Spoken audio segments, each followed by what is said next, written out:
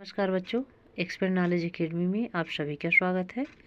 आज की वीडियो में हम लेकर आए हैं संस्कृत रुचिरा कक्षा 8 में द्वादशा पाठा कह रक्षति कह रक्षित है, अर्थात कौन रक्षा करता है और कौन सुरक्षित है। चलिए स्टार्ट करते हैं इस पाठ को। प्रस्तुत पाठ स्वच्छता तथा पर्यावरण सुधार को ध्यान में रखकर सरल संस्कृत में लिखा गया एक संवादात्मक पाठ है। हम अपने आसपास के वातावरण को किस प्रकार से स्वच्छ रखें तथा यह भी ध्यान रखें कि नदियों को दूषित ना करें, प्रदूषित ना करें, वृक्षों को ना काटें, अपितु अधिक से अधिक वृक्षारोपण करें और धरती को शस्य श्यामला बनाएं, प्लास्टिक का कम से कम प्रयोग करें, पर्यावरण संरक्षण में योगदान दें। इन सभी बिंदुओं पर इस पाठ में चर्चा की गई है। पाठ का प्रारंभ कुछ मित्रों की बातचीत से होता है जो शाम के समय दिन भर की गर्मी से व्याकुल होकर घर से बाहर निकलते हैं। तो चलिए स्टार्ट करते हैं इस पाठ को बच्चों। ग्रीष्म ऋतौ सायंकाले विद्युताभावे प्रचंडोष्मणा पीड़ितः वैभवः गृहात् निष्क्रमति। ग्रीष्म ऋतौ यानी गर्मी के समय, सायंकाल शाम के समय, विद्युत भावे बिजली के अभाव में, बिजली के चले जाने पर, प्रचंडोष्मणा अर्थात अत्यधिक गर्मी से, पीड़िता यानी परेशान, वैभव गृहात निष्क्रमति, वैभव जो है घर से बाहर निकलता है। गर्मी के समय, गर्मी में शाम के समय बिजली के चले जाने पर अत्यधिक गर्मी से परेशान वैभव घर से निकलता है, बाहर निकलता है। वैभवा अरे परमिंदर अपि त्वमपि विद्युताभावेन पीड़ितः बहिरागतः। अरे परमिंदर, दो मित्र यहाँ पे बात कर रहे हैं तो वैभव कहता है अरे परमिंदर, अपि त्वमपि यानी तुम भी बिजली चले जाने से परेशान होकर बाहर आए हो। बहि यानी होता है बाहर, आगता है यानी आए हो। परमिंदर आम मित्र, हाँ मित्र। एकतः प्रचंड ताप तप काला, अन्यतः च विद्युताभावः परम बहिरा आगत्यापि पश्यामि यत् वायुवेगः तु सर्वथा अवरुद्धः। क्या कहता है, एक तो क्या है प्रचंड तपकाल यानी अत्यधिक गर्मी का समय है, दूसरा क्या है बिजली का अभाव है, परंतु बहिरा आगत्य यानी बाहर आकर, अप यानी भी आकर भी, पश्यामि यानी देख रहा हूँ या देखता हूँ, यत यानी कि, वायुवेगा यानी हवा का जो प्रवाह है, तू यानी तू, सर्वथा यानी सभी प्रकार से रुका हुआ है।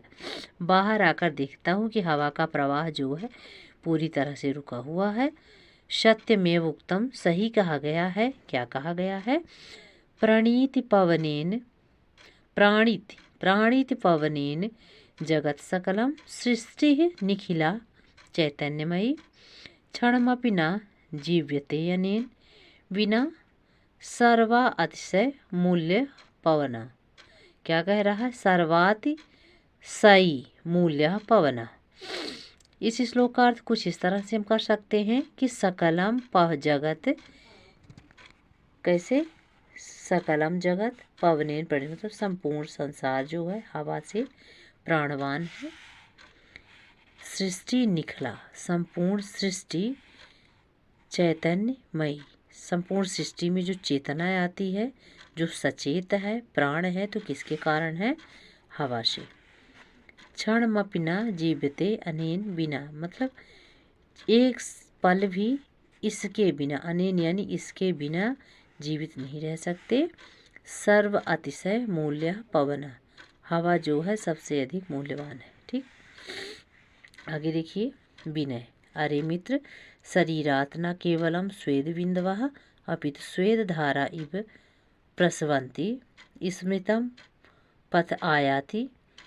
शुक्ल महोदय रचित श्लोक। क्या कह रहा है कि अरे मित्र, शरीर से न केवल स्वेद बिंदवा यानी पसीने की बूंदें निकल रही हैं, अपितु स्वेद धारा इव प्रस्रवन्ति, क्या कह रहा है कि बल्कि क्या है, एक धारा के समान, ठीक है ना, पसीने की जो है तो धाराएं बह रही हैं।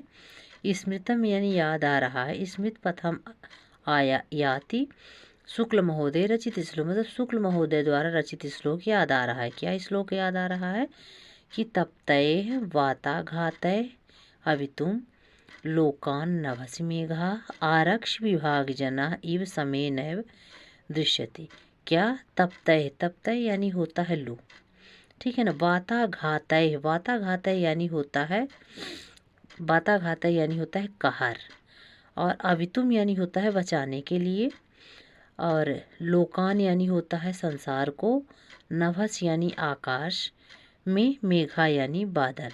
क्या कह रहा है कि दुनिया को गर्म लू की कहर से बचाने के लिए आकाश में बादल, आरक्ष विभाग जना अर्थात पुलिस वालों की तरह, जो है आरक्षी विभाग किसको बोलते हैं, पुलिस डिपार्टमेंट को, ठीक है ना, पुलिस वालों की तरह समय इव समय नैव दृश्यते, समय पर दिखाई नहीं देते हैं। जिस प्रकार है ना पुलिस वाले समय पर दिखाई नहीं देते, ठीक उसी प्रकार दुनिया को गर्म लू की कहर से बचाने के लिए आकाश में बादल भी दिखाई नहीं दे रहे हैं, ठीक है।